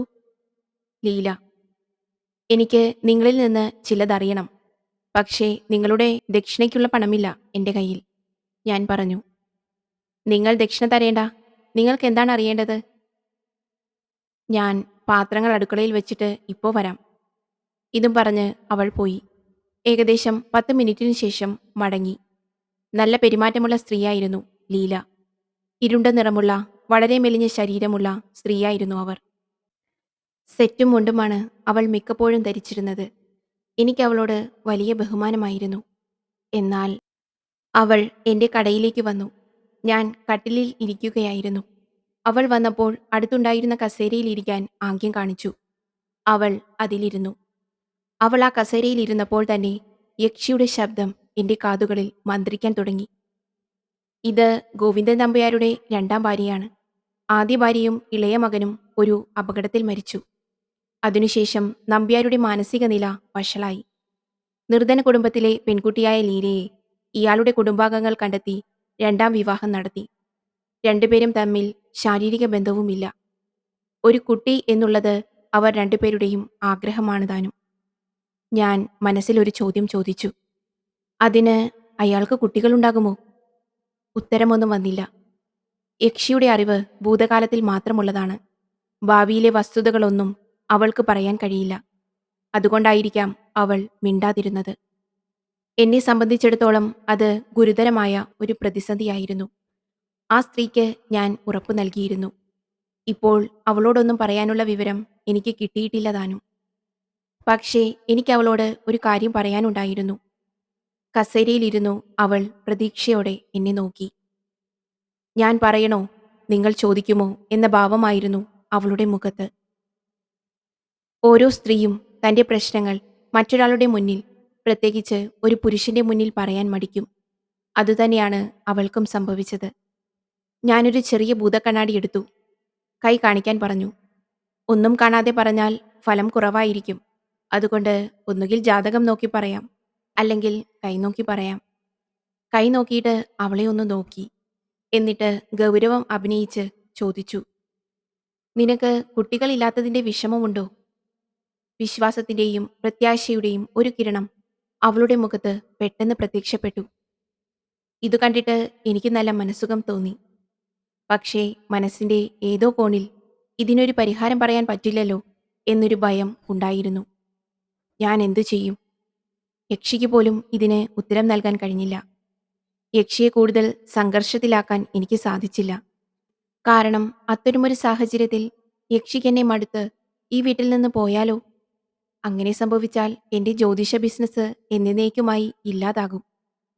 ആരെയോ വളരെ ഗൗരവത്തിൽ ധ്യാനിക്കുന്നത് പോലെ ഞാൻ കണ്ണുകളടച്ച് ധ്യാനനിമഗ്നനായിരുന്നു. ഈ സ്ത്രീയെ തൃപ്തിപ്പെടുത്താൻ എന്തു മറുപടി പറയണം എന്നറിയാതെ ഞാൻ കുഴങ്ങി. വളരെ സന്തോഷിപ്പിക്കാൻ എനിക്കെന്തെങ്കിലും പറഞ്ഞേ പറ്റൂ. ഞാൻ പറഞ്ഞു, നിങ്ങളുടെ രേഖകൾ അനുസരിച്ച് 6 മാസത്തിനു ശേഷം നിങ്ങൾക്ക് ഒരു കുട്ടി ഉണ്ടാകാൻ സാധ്യതയുണ്ട്. ഇതു കേട്ടപ്പോൾ അവൾ വളരെ സന്തോഷിച്ചു. എന്റെ ലക്ഷ്യം എങ്ങനെയെങ്കിലും ഒരു 6 മാസം സമയമെടുക്കുക എന്നത് മാത്രമായിരുന്നു. അതിനിടയിൽ ഞാൻ സ്വന്തമായി ഒരു കട വാങ്ങുകയോ വാടകയ്ക്ക് വേറെ കട എടുക്കുകയോ ചെയ്യണം. അവളുടെ ഭർത്താവിന്റെ പ്രായം വളരെ കൂടുതലായിരുന്നു. അതുകൊണ്ട് സ്വാഭാവികമായും ഭാര്യയുമായുള്ള ശാരീരിക ബന്ധം കുറയും. അതുകൊണ്ടാണ് ഞാൻ അവളോട് പറഞ്ഞത്, നീ നായ്ക്കുരണ പരിപ്പ് നിന്റെ ഭർത്താവിന് പാലിൽ കലക്കി കൊടുക്കുക. അത് നിനക്ക് ഒരു കുട്ടിയുണ്ടാകാൻ സഹായിക്കും. അതുപോലെ ശിലാജിത്തും. ശിലാജിത്തിനെക്കുറിച്ച് നിങ്ങൾക്കും അറിയാമായിരിക്കും. പുരുഷനിലെ പുരുഷത്വമില്ലായ്മ നികത്തുന്ന ഒരു നാട്ടുമരുന്നാണ്. കല്ലുകൾക്കിടയിൽ നിന്ന് പുറപ്പെടുന്ന നീര് എന്നാണ് വിശ്വാസം. ഈ മരുന്ന് യഥാർത്ഥത്തിൽ ശരീരത്തിലെ എല്ലാ നാഡികൾക്കും ശക്തി നൽകുന്നു. പുരുഷ അവയവവും ഈ സ്പന്ദനമേറ്റ് ഉണരുന്നു. അതുകൊണ്ടാണ് മിക്ക വാജീകരണ മരുന്നുകളിലും ശിലാജിത്ത് ഉപയോഗിക്കുന്നത്. ഈ പൊതുവായ വിവരങ്ങൾ ഉപയോഗിച്ച് ഞാൻ അവൾക്ക് ഈ ഉപദേശം നൽകി. കസ്റ്റമറിന്റെ ഇഷ്ടത്തിനനുസരിച്ച് അവരുടെ ഭാവി പറയുമ്പോൾ ജോത്സ്യൻ കൂടുതൽ പ്രശസ്തനും ജനകീയനുമാകും. ഇതൊരു ബിസിനസ് തന്ത്രമാണ്. അവൾ സന്തോഷത്തോടെ പോയി. 6 മാസത്തേക്കുള്ള കാര്യം കുശാലായി. ഇനി കുറച്ചു ദിവസത്തേക്ക് കുഴപ്പമൊന്നും ഉണ്ടാകില്ല എന്ന് കരുതി. പക്ഷേ എനിക്ക് തെറ്റി. പതിയെ എന്റെ അടുത്തേക്കുള്ള അവളുടെ വരവ് വർദ്ധിച്ചു. ഇപ്പോൾ അവൾ എന്റെ ഇഷ്ടം ചോദിച്ച് ഭക്ഷണം തയ്യാറാക്കി തരുവാൻ തുടങ്ങി. പലതവണ ഭക്ഷണത്തോടൊപ്പം പലഹാരമോ ഹൽവയോ പോലുള്ളവയും കൊണ്ടുവരും. ഞാൻ പറഞ്ഞ പ്രവചനങ്ങൾ കൊണ്ട് സന്തോഷമായിട്ടാണ് അവളിത് ചെയ്യുന്നത് എന്നാണ് ഞാൻ ആദ്യം കരുതിയത്. ഞാനും അതുകൊണ്ട് ആ സ്നേഹോപഹാരങ്ങൾ സ്വീകരിച്ചു. പതിയെ ഞങ്ങൾ രണ്ടുപേരും സംസാരിച്ചു തുടങ്ങി. പകൽ മുഴുവൻ ആളുകൾ കടയിൽ വരുമായിരുന്നു. അവരുടെ പ്രശ്നങ്ങൾ കേട്ടുകേട്ട് എന്റെ മനസ്സ് മടുത്തിരുന്നു. അതുകഴിഞ്ഞ് ലീലയോട് കുറച്ച് കൊച്ചുവർത്തമാനങ്ങൾ പറയുമ്പോഴാണ് മനസ്സ് ഒന്ന് കൂളാകുന്നത്. ഒരു കാര്യം ഞാൻ പറയാൻ വിട്ടുപോയി. എന്റെ യക്ഷി വരുന്നതിന്റെ തലേ ദിവസം എനിക്ക് വിശപ്പ് കൂടുമായിരുന്നു. എപ്പോഴും എന്തെങ്കിലും കഴിക്കണം. എന്തുകൊണ്ടാണ് എങ്ങനെയെന്ന് എനിക്കറിയില്ല. സാധാരണ 6 അപ്പം കഴിക്കുന്ന ഞാൻ പിശാചിനി വരുന്ന ദിവസം 20 അപ്പമെങ്കിലും കഴിക്കുമായിരുന്നു. പണ്ട് 15 ദിവസങ്ങൾ കൂടുമ്പോൾ മാത്രമാണ് ഇത് സംഭവിക്കുന്നത്. അതിനായി പകൽ ഹോട്ടലിൽ പോയി ഭക്ഷണം കഴിക്കും. 2 3 പേർക്കുള്ള ഭക്ഷണം കഴിക്കുമ്പോൾ തൃപ്തനാകും. ഇന്ന് പക്ഷേ ആളുകൾ കൂടുതൽ ഉള്ളത് കാരണം എനിക്ക് ഹോട്ടലിൽ പോകാൻ കഴിഞ്ഞില്ല. കുറെ കഴിഞ്ഞ് ലീല നല്ല ചൂടുള്ള അപ്പം ചുട്ട് എനിക്ക് കൊണ്ടുവന്ന് തന്നു. ഞാൻ 6 എണ്ണം കഴിച്ചു. ഇതായിരിക്കും അവസാനത്തെ അപ്പം എന്ന് ഓരോ അപ്പം കഴിക്കുമ്പോഴും ലീലയ്ക്ക് തോന്നി. പക്ഷേ എന്റെ വിശപ്പ് അടങ്ങിയിരുന്നില്ല. അവളുടെ മാവ് തീർന്നു. അവൾ വീണ്ടും മാവ് കുഴയ്ക്കാൻ പോയി. അവൾ മാവ് കലക്കി വീണ്ടും അപ്പമുണ്ടാക്കാൻ തുടങ്ങി. അന്ന് ഞാൻ 23 അപ്പം കഴിച്ചു. അപ്പോഴാണ് സമാധാനമായത്. ഭക്ഷണം കഴിച്ച് കൈ കഴുകി ഞാൻ കട്ടിലിൽ കിടന്നുറങ്ങാൻ പോകുമ്പോൾ അവൾ വീണ്ടും എന്റെ മുറിയിലേക്ക് വന്നു. തിരുമേനി, നിങ്ങൾ ദിവസവും 6 അപ്പമല്ലേ കഴിക്കാറ്? പിന്നെ എങ്ങനെയാണ് നിങ്ങൾ ഇന്ന് ഇത്രയധികം കഴിച്ചത്? ഇതിലെന്തെങ്കിലും രഹസ്യമുണ്ടായിരിക്കണം. എന്നോടും പറയൂ. അവൾ പുഞ്ചിരിച്ചുകൊണ്ട് പറഞ്ഞു. ഞാൻ മനസ്സിൽ പറഞ്ഞു, ഒരു രഹസ്യമുണ്ട്. പക്ഷേ ഞാൻ നിങ്ങളോട് പറഞ്ഞാൽ എന്റെ തല പോകും. അവൾ തൃപ്തിയാകും വിധം എനിക്ക് ഉത്തരം പറയേണ്ടി വന്നു. ഞാൻ പറഞ്ഞു, ഞാൻ ചെയ്യുന്ന ജ്യോതിഷത്തിൽ എല്ലാം ഒരു ദേവിയുടെ കൃപയാൽ മാത്രമേ അറിയൂ. ദേവിയുടെ ശക്തി എന്റെ മേൽ പതിയുമ്പോൾ എനിക്ക് വിശപ്പ് തോന്നുന്നത് ഇങ്ങനെയാണ്. ഇതു കേട്ടപ്പോൾ അവൾ അത്ഭുതപ്പെട്ടു. പക്ഷേ സംശയം മാറി. ഞാൻ ആശ്വാസത്തോടെ നെടുവീർപ്പിട്ടു. പിന്നെ അതും ഇതുമായി ഒരുപാട് സംസാരിച്ചതിനു ശേഷം അവൾ അവളുടെ മുറിയിലേക്ക് പോയി. ഞാനും വാതിലടച്ച് എന്റെ കട്ടിലിൽ കിടന്നു. അർദ്ധരാത്രിയിലെത്തിയ യക്ഷി അവളുടെ കനത്ത ആസ്വാദനത്തിന് തുടക്കമിട്ടു. ഞാനതിന് തയ്യാറായിരുന്നു. അവളുടെ ഭോഗം രാത്രി മുഴുവൻ നീണ്ടു. പുലർച്ചെ 3 മണിക്ക് അവൾ പോകാൻ തുടങ്ങുമ്പോൾ എന്നോടായി പറഞ്ഞു, "നിങ്ങളെന്റെ വികാരങ്ങളെപ്പറ്റി മനസ്സിൽ ഓർക്കുന്നു ഇപ്പോൾ." ഞാൻ പറഞ്ഞു, "അതെ, ഓർക്കുകയായിരുന്നു. നീ ആഗ്രഹിക്കുമ്പോഴെല്ലാം നിനക്കെന്നെ അനുഭവിക്കണം." "എന്റെ ആഗ്രഹങ്ങളോ?" യക്ഷി എന്നോടായി പറഞ്ഞു. "പക്ഷേ ഞാനല്ലാതെ മറ്റൊരു സ്ത്രീയെക്കുറിച്ച് ചിന്തിക്കരുത്. അങ്ങനെയുണ്ടായാൽ..." ഇത്രയും പറഞ്ഞ് അവൾ ദേഷ്യത്തോടെ എന്നെ നോക്കി. അവളുടെ കണ്ണുകളിൽ നിന്നും തീക്കനലുകൾ പുറത്തേക്ക് വരുന്നുണ്ടായിരുന്നു. അവൾ മുറുമുറുത്തു. "പിന്നീട് എന്നേക്കാൾ ആപ്തകരമായി മറ്റൊന്നും ഉണ്ടായിരിക്കില്ല." അതും പറഞ്ഞ് അവൾ പോയി. ഞാൻ സ്തംഭിച്ചുപോയി. അവളുടെ കാമക്കേളികൾ കാരണം എന്റെ ആരോഗ്യം പകുതിയും പോയി. ശരീരത്തിൽ ജീവനില്ലാത്തതുപോലെ ചോര വറ്റി വിളറിയിരുന്നു. ശരീരം നിറയെ പാടുകൾ. എന്റെ ജ്ഞാനം നിലനിർത്താൻ ഓരോ 15 ദിവസം കൂടുമ്പോഴും ആ വേദന സഹിക്കേണ്ടി വന്നു. എനിക്ക് വേറെ വഴിയില്ലായിരുന്നു. പക്ഷേ എന്റെ ശരീരം മെല്ലെ വരണ്ടു തുടങ്ങിയിരുന്നു. ലീലയുടെ സന്ദർശനങ്ങൾ അതേ രീതിയിൽ തുടർന്നു. ഞങ്ങൾക്കിടയിൽ സംസാരം തുടർന്നു. വീട്ടുടമസ്ഥൻ ഗോവിന്ദൻ നമ്പ്യാരുമായും ചർച്ചകൾ നടക്കുമായിരുന്നു. ഒരു ദിവസം വൈകുന്നേരം അയാൾ എനിക്ക് മദ്യം കുടിക്കാൻ തന്നു. സംഭാഷണത്തിനിടയിൽ ലീല തന്നോട് 6 മാസത്തിനു ശേഷം ഒരു കുട്ടിയുണ്ടാകാനുള്ള സാധ്യതയെക്കുറിച്ച് പറഞ്ഞതായും അദ്ദേഹം പറഞ്ഞു. അയാൾ വളരെ സന്തോഷവാനായിരുന്നു. അയാളുടെ കണ്ണുകളിലും എന്നോടുള്ള ബഹുമാനം വർദ്ധിച്ചിരുന്നു. പലപ്പോഴും ഞങ്ങളുടെ ഒത്തുചേരലുകൾ വൈകുന്നേരങ്ങളിൽ നടന്നുപോന്നു. പതിയെ നമ്പ്യാർ തന്റെ രഹസ്യങ്ങൾ എന്നോട് പങ്കുവയ്ക്കാൻ തുടങ്ങി. ഒരു സായാഹ്നത്തിൽ പ്രായാധിക്യം മൂലം തന്റെ പുരുഷത്വം നഷ്ടപ്പെടുന്നതിനുള്ള പ്രതിവിധി കണ്ടെത്താൻ അദ്ദേഹം ശ്രമിച്ചു. എന്നോട് അതിനെക്കുറിച്ച് ചോദിച്ചു. ആയുർവേദ മരുന്നുകളെക്കുറിച്ച് എനിക്ക് കുറച്ചറിവുണ്ടായിരുന്നു. ശിലാജിത്ത് മരുന്നിനെക്കുറിച്ച് ഞാൻ ലീലയോട് പറഞ്ഞിരുന്നു. തുടർച്ചയായി കഴിച്ചാൽ 20 ദിവസത്തിനുള്ളിൽ ശിലാജിത്തിന്റെ പ്രഭാവം ദൃശ്യമാകും. ഏകദേശം 10 ദിവസം കഴിഞ്ഞിരുന്നു. അവന്റെ വിശ്വാസം ഊട്ടിയുറപ്പിക്കാൻ ഞാനൊരു ഔഷധ സസ്യവും കൊടുത്തു. വെള്ളിയാഴ്ച അത് അരയിൽ കെട്ടാൻ പറഞ്ഞു. ഇത് തന്റെ ശേഷി വർദ്ധിപ്പിക്കുമെന്നും പറഞ്ഞു. നമ്പ്യാരും സന്തോഷിച്ചു. ഏകദേശം 10 ദിവസങ്ങൾക്ക് ശേഷം ലീല വളരെ സന്തോഷത്തോടെ എന്റെ അടുത്തു വന്ന് പറഞ്ഞു, "നിങ്ങളുടെ ഉപദേശപ്രകാരം ഞാൻ ശിലാജിത്ത് പാലിൽ കലർത്തി നൽകാൻ തുടങ്ങി. അതിന്റെ ഫലം കാണാനുണ്ട്." അവൾ നാണിച്ചു നിന്നു. അവൾ പറഞ്ഞ കാര്യം എനിക്ക് മനസ്സിലായി. ഞാനും പുഞ്ചിരിച്ചു. ഭാര്യയുടെയും മകന്റെയും മരണത്തെ തുടർന്ന് വളരെ വിഷാദ ജീവിതമായിരുന്നു നമ്പ്യാരുടേത്. സന്താനപ്രാപ്തിയെപ്പറ്റി കേട്ടപ്പോൾ അയാളുടെ ജീവിതത്തിൽ വീണ്ടും ആവേശമുണർന്നു. പിറ്റേന്ന് അയാളുടെ കടയിൽ ശുചീകരണം തുടങ്ങിയപ്പോഴാണ് ഞാൻ ഇക്കാര്യം അറിഞ്ഞത്. അദ്ദേഹത്തിന്റെ കട വർഷങ്ങളായി പെയിന്റ് ചെയ്യാതെ കിടക്കുകയായിരുന്നു. എല്ലായിടത്തും നനവും കറയും ഉണ്ടായിരുന്നു. നമ്പ്യാർക്ക് ഇതിലൊന്നും തന്നെ ചെയ്യാൻ താല്പര്യമില്ലായിരുന്നു. എന്നാൽ ഇപ്പോൾ അയാളുടെ കട നന്നാക്കുന്നു, പെയിന്റ് ചെയ്യുന്നു. പ്രായമായ പലരുടെയും ഈ അവസ്ഥ നിങ്ങൾ കണ്ടിട്ടുണ്ടാകും. ജോലി കാരണമോ, ഭാര്യാഭർത്താക്കന്മാർ തമ്മിലുള്ള പ്രശ്നം കാരണമോ, സാമ്പത്തിക കാരണങ്ങളോ, മാനസിക കാരണങ്ങളോ പറഞ്ഞ് അവർ എല്ലാത്തിൽ നിന്നും ഒഴിയുന്നു. ഒന്നിലും ശ്രദ്ധയില്ലാതെയുള്ള ജീവിതം. നമ്പ്യാരുടെ അവസ്ഥയും ഇതുതന്നെയായിരുന്നു. സമീപത്തെ കടയുടമകളും ആശ്ചര്യപ്പെട്ടു. നമ്പ്യാർക്ക് പെട്ടെന്ന് ഇതെന്ത് സംഭവിച്ചു? എന്തുകൊണ്ടാണ് അയാൾ തന്റെ കട പെയിന്റ് ചെയ്യുന്നത്? അയാളുടെ കടയും വീടും പെയിന്റ് ചെയ്തത് മാത്രമല്ല, എന്റെ കടയും വീടും പെയിന്റ് ചെയ്തു തന്നു. മുന്നിൽ ഒരു കടയും പുറകിലൊരു വീടുമുള്ള രീതിയിലാണ് ഞങ്ങളുടെ വീടുകൾ നിർമ്മിച്ചിരിക്കുന്നത്. 2 വീടിന്റെയും വശത്ത് നിന്ന്, അതായത് പിന്നിൽ നിന്ന് പരസ്പരം ബന്ധിപ്പിച്ചിരിക്കുന്നു. ഞായറാഴ്ചകളിൽ ഞാൻ എന്റെ ജ്യോതിഷ ജോലികൾ ഒഴിവാക്കാറുണ്ടായിരുന്നു. അന്നാണ് എന്റെ വിശ്രമദിനം. ഞായറാഴ്ചകളിൽ നമ്പ്യാരുടെ കടയും അടഞ്ഞുകിടക്കുന്നതിനാൽ അയാൾ ശനിയാഴ്ച വൈകുന്നേരം കടയടച്ച് ഗ്രാമത്തിൽ പോയി കൃഷിയിടങ്ങൾ നോക്കാറുണ്ടായിരുന്നു. അതിനുശേഷം ഞായറാഴ്ച രാത്രി വൈകിയോ തിങ്കളാഴ്ച രാവിലെയോ തിരികെ എത്തും. ഇതായിരുന്നു അദ്ദേഹത്തിന്റെ രീതി. സമയം കടന്നുപോയി. യക്ഷി വീണ്ടും വരാൻ സമയമായി. അന്നൊരു ശനിയാഴ്ചയായിരുന്നു. എനിക്ക് അസാധാരണമായ വിശപ്പ് തോന്നിത്തുടങ്ങിയപ്പോൾ വൈകുന്നേരം ഞാൻ മിണ്ടാതെ എൻ്റെ സുഹൃത്ത് ദിലീപിനൊപ്പം ഹോട്ടലിൽ പോയി 10-12 പൊറോട്ട കഴിച്ചു മടങ്ങി. ഇവിടെ വൈകുന്നേരം നമ്പ്യാർ കടയടച്ച് ഗ്രാമത്തിലേക്ക് പോയിരുന്നു. വീട്ടിൽ വന്ന് കുളി കഴിഞ്ഞ് വസ്ത്രം മാറുന്നതിനിടയിൽ വാതിലിൽ മുട്ടുകേട്ടു. വസ്ത്രം ധരിച്ച് ഞാൻ വാതിൽ തുറന്നു. അങ്ങനെ ലീല ഒരു പ്ലേറ്റ് ഭക്ഷണവുമായി നിൽക്കുകയായിരുന്നു. ഞാൻ ഭക്ഷണം ഹോട്ടലിൽ നിന്നും കഴിച്ചിരുന്നു.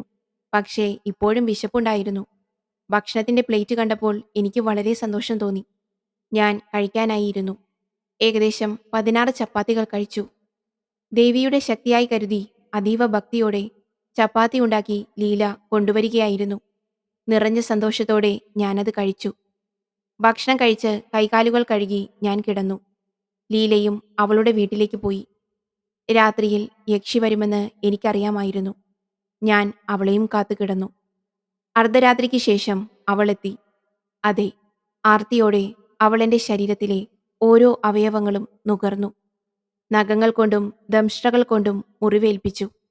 എൻ്റെ ശരീരത്തിലെ നീരും ചോരയും മുഴുവൻ വറ്റും പോലെ രതിയിൽ ഏർപ്പെട്ടു. എന്നെ പിച്ചി ചീന്തി. അവളുടെ ആഗ്രഹം കഴിഞ്ഞപ്പോൾ എന്നെ ഉപേക്ഷിച്ച് അവിടെ നിന്ന് അപ്രത്യക്ഷമായി. ഞാൻ അതേ രീതിയിൽ നഗ്നനായി കിടക്കുകയായിരുന്നു. കാരണം എനിക്കെഴുന്നേറ്റ് വസ്ത്രം ധരിക്കാൻ പോലും ധൈര്യമില്ലായിരുന്നു. ശരീരത്തിന് ശക്തിയുമില്ലായിരുന്നു. ഏകദേശം 6 മണിയോടെ വാതിലിൽ മുട്ടുകേട്ടു. പക്ഷേ എഴുന്നേറ്റ് വാതിൽ തുറക്കാൻ പറ്റുന്ന തരത്തിലല്ലായിരുന്നു എൻ്റെ അവസ്ഥ. കേട്ടിട്ടും ഞാൻ അങ്ങനെ തന്നെ കിടന്നു. കണ്ണു തുറക്കാൻ പോലും കഴിയാത്ത വിധം എൻ്റെ അവസ്ഥ വഷളായി. എൻ്റെ മുറിയുടെ വാതിലിൽ ആരോ വന്ന് തിരികെ പോയതുപോലെ എനിക്ക് തോന്നി. ഞാൻ അവിടെ തന്നെ കിടന്നു. പിന്നെ ഞാൻ ഉറങ്ങിപ്പോയി. ഞായറാഴ്ച ആയതിനാൽ എഴുന്നേറ്റില്ലെങ്കിലും വിഷമമില്ല. ഉച്ചയ്ക്ക് 1 മണിയോടടുത്താണ് ഞാൻ ഉണർന്നത്. ഞാൻ എന്നെ തന്നെ കണ്ടു. ശരീരത്തിൽ ചതഞ്ഞ പാടുകളുണ്ടായിരുന്നു. നീലച്ച ശരീരം. ദൈനംദിന ജോലികൾ കഴിഞ്ഞ് കുളിച്ച് മുറിയിലേക്ക് മടങ്ങുമ്പോൾ ലീല അവിടെയുണ്ടായിരുന്നു. ഞാൻ മടിച്ചു നിന്നു. അവളുടെ മുഖത്ത് ഒരു പുഞ്ചിരിയുണ്ടായിരുന്നു. അതായത് അവൾ എന്നെ നഗ്നനായി കണ്ടിരിക്കുന്നു. എനിക്കവളെ അഭിമുഖീകരിക്കാൻ മടിയായി. അവൾ എന്നോട് ചോദിച്ചു, തിരുമേനി, ഞാൻ ഭക്ഷണം കൊണ്ടുവരട്ടെ? ഞാൻ പറഞ്ഞു, എടുത്തോളൂ. കുറച്ചു കഴിഞ്ഞപ്പോൾ അവൾ ഭക്ഷണവുമായി വന്നു. ഞാൻ അവളോട് അതും ഇതും പറഞ്ഞ് വയറു നിറച്ച് ഭക്ഷണം കഴിച്ചു. എനിക്ക് കുറച്ചു നേരം കൂടി ഉറങ്ങണമായിരുന്നു. അതിനാൽ ഞാൻ അവളോട് ഉറക്കം വരുന്നെന്ന് പറഞ്ഞു. അവളൊരു പുഞ്ചിരിയോടെ പറഞ്ഞു, ശരി, യുവത്വത്തിന്റെ ക്ഷീണം ഉറങ്ങിയാൽ മാത്രമേ മാറുകയുള്ളൂ. അതും പറഞ്ഞ് അവൾ ചിരിച്ചുകൊണ്ട് അവിടെ നിന്നും പോയി. ഞാൻ വീണ്ടും കട്ടിലിൽ ചാഞ്ഞു. കട്ടിലിൽ കിടക്കുമ്പോൾ സന്ധ്യയായി. എനിക്ക് എഴുന്നേൽക്കാൻ തോന്നിയില്ല. ഞാൻ അവിടെ തന്നെ കിടന്നു. അപ്പോൾ ലീല വന്ന് ചോദിച്ചു, ചായ കുടിക്കുന്നോ? ഞാൻ സമ്മതഭാവത്തിൽ തലയാട്ടി. കുറച്ച് സമയത്തിനുള്ളിൽ അവൾ ചായയുമായി വന്നു. അവൾ എന്നോട് പറഞ്ഞു, തിരുമേനി, വിവാഹം കഴിക്കൂ. ഞാൻ പറഞ്ഞു, എനിക്ക് വിവാഹം കഴിക്കാൻ ആഗ്രഹമില്ല. അപ്പോൾ ലീല പറഞ്ഞു, നിങ്ങളുടെ ജോലിയും നന്നായി പോകുന്നു. യുവത്വവുമുണ്ട്. ശരീരത്തിന്റെ ആഗ്രഹങ്ങളും സാധിക്കണ്ടേ? അതുകൊണ്ടാണ് മനുഷ്യർ വിവാഹം കഴിക്കുന്നത്. ലീല, വിവാഹം എനിക്ക് ഒരു കെണി പോലെയാണ് തോന്നുന്നത്. അതിൽ കുടുങ്ങാൻ ഇപ്പോൾ ഞാൻ ആഗ്രഹിക്കുന്നില്ല. ആ യക്ഷി കാരണം എനിക്ക് കല്യാണം കഴിക്കാൻ കഴിയില്ല എന്ന് ഞാൻ അവളോട് എങ്ങനെ പറയും? യക്ഷി നേരത്തെ തന്നെ എനിക്ക് മുന്നറിയിപ്പ് നൽകിയിട്ടുമുണ്ട്. ലീല മുറിയിലേക്ക് കയറി വന്നു. നല്ല ഭംഗിയുള്ള സാരി ഉടുത്താണ് അവൾ വന്നത്. അതിലവൾ വളരെ സുന്ദരിയായി കാണപ്പെട്ടു. ഞാൻ പറഞ്ഞു, നിങ്ങൾ സാരിയിൽ വളരെ സുന്ദരിയാണ്. മുണ്ടും വേഷ്ടിയും മാറ്റി ഇതുപോലത്തെ സാരി ധരിക്കൂ. അവൾ ചുവന്നു തൊടുത്തു. പുരുഷന്മാരുടെ പ്രശ്നം അവർ പ്രശംസിക്കാൻ വളരെയധികം മടിക്കുന്നു എന്നതാണ്. പ്രശംസ എല്ലാവർക്കും ഇഷ്ടമാണ്. നിങ്ങളിത് വിശ്വസിക്കുന്നില്ലെങ്കിൽ ഇത് പരീക്ഷിക്കുക. നിങ്ങളുടെ ഭാര്യ ഒരു നല്ല കറി ഉണ്ടാക്കി ഉച്ചയ്ക്ക് തന്നു എന്ന് കരുതൂ. ഇന്നത്തെ കറി വളരെ നല്ലതാണെന്ന് നിങ്ങളൊന്ന് പറഞ്ഞു നോക്കൂ. അവരുടെ അന്നത്തെ ദിവസത്തെ മൂഡ് തന്നെ മാറും. ഏറെ സന്തോഷവതിയായി കാണാം. മാത്രവുമല്ല, അടുത്ത ദിവസം നിങ്ങൾക്ക് ഇതിലും മികച്ച കറികൾ കഴിക്കാനും ലഭിക്കും. അപ്പോ ഭക്ഷണം കഴിക്കുമ്പോൾ ഞങ്ങൾ തമ്മിൽ സംസാരിച്ചു. നമ്പ്യാർ ഇതുവരെ തിരിച്ചെത്തിയിട്ടില്ലെന്ന് ലീല പറഞ്ഞു. പലപ്പോഴും ഞായറാഴ്ച വൈകുന്നേരമാകുമ്പോഴേക്കും മടങ്ങാറുണ്ടായിരുന്നു. ചിലപ്പോൾ ഞായറാഴ്ച രാത്രി ഗ്രാമത്തിൽ തങ്ങി തിങ്കളാഴ്ച പുലർച്ചെയാണ് മടങ്ങുന്നത്. ഒരുപക്ഷെ ഇന്നും അവർ അതുതന്നെ ചെയ്യാൻ ഒരുങ്ങുകയായിരിക്കും. അവൾ പ്ലേറ്റുമായി പോയി. ഭക്ഷണം കഴിച്ച ശേഷം ഞാൻ മുറിയിൽ പാട്ടുകൾ കേൾക്കാൻ തുടങ്ങി. എനിക്ക് ബാറ്ററിയിൽ പ്രവർത്തിക്കുന്ന ഒരു ടേപ്പുണ്ട്. പഴയ സിനിമാ ഗാനങ്ങൾ കേട്ട് പുറത്ത് കോരിച്ചൊരിയുന്ന മഴ ഞാൻ ആസ്വദിച്ചു. മഴ ശക്തിയായി പെയ്യാൻ തുടങ്ങി. മിന്നലിടിയും ഇടയ്ക്കിടയ്ക്ക് വന്നുപോയി. ശക്തമായ കാറ്റ് വീശിയതിനാൽ കറണ്ട് പോയി. മഴക്കാലത്ത് ഫാനിന്റെ കാറ്റിൽ കിടന്നുറങ്ങുന്നതിന് അതിൻ്റെതായ ഒരു സുഖമുണ്ട്.